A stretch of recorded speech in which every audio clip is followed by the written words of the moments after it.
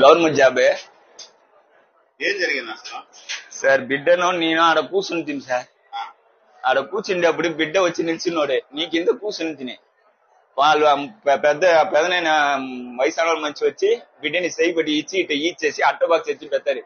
నా దగ్గర చెప్తే నీ బిడ్డని తొడుగు పోతానే నువ్వెందుకు ఈడేస్తావే అట్టని చెప్పేసి నీ అడిగి తిని అందరూ జాడాలు వేసిరి. ఏమి ఇప్పుడు చేసి నీ బిడ్డని అట్టని వాడు అది దెబ్బలు తగిన వాళ్ళ వాడు చెప్తారు నీ బిడ్డని ఏం చేసిరే అటనే. నా బిడ్డని ఏదైనా చేస్తే నా కోపం ద్వారా వస్తుంది నీ అడుగుతాను నీ అడుగుతాను అట్ట నేను చెప్తాను. నేను మొన్నే అందరూ చేసేది తోసి బిడ్డ వచ్చి జలప్రసాద కింద వచ్చి పడిపోయినాడు. పడి నా కోపం వేసి నీ బాటిల్ ఎత్తి కొట్టేసింది. కెమెరా కావాలంటే మీరు చెక్ చేసుకుంటా సార్. అవును సార్, ఈడ ఎముకలు ఇరిగి ఉంటాయి సార్ ఇంట్లో. ఈ నొప్పి ఇదే తాగడం వల్ల.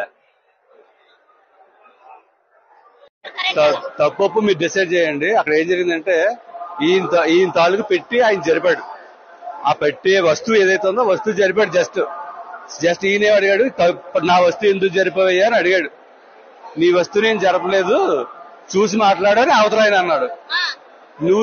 నువ్వు నేను చూసేదేంటి ఆ పోలీసులే తెలుస్తారులే అని పోలీసుని పిల్లలు మొదలెట్టాడు ఆయన. పోలీసులు మరి ఇక్కడ అందుబాటులో లేరు. ఈ పోలీసులు వచ్చే లోపు అవతల వాళ్ళు ఎవరైతే ఉన్నారో అందరూ వచ్చి మనల్ని మ్యాన్ హ్యాండిల్ చేయడం స్టార్ట్ చేశారు. ఎప్పుడైతే స్టార్ట్ చేశారో ఆయన కూడా హ్యాండిల్ చేయడం మొదలు. ఇంక ఒకటే చేతిలో వాటర్ బాటిల్ ఉందో ఒక షాట్, అక్కడితో క్లోజ్.